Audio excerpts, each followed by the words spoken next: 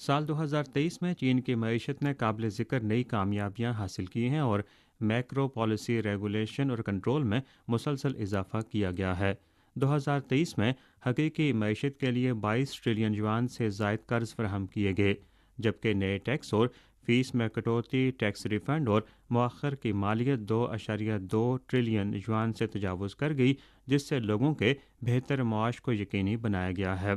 चीनी वजारत ख़जाना के महकमा महासिल के डायरेक्टर जिया रुंग ए ने कहा कि 2023 में 70 से ज़ायद तरजीही टैक्स पॉलिसियों को बेहतर बनाया गया और इनमें से ज़्यादातर को बरह रास्त 2027 तक के अख्ताम तक तोसी दी गई।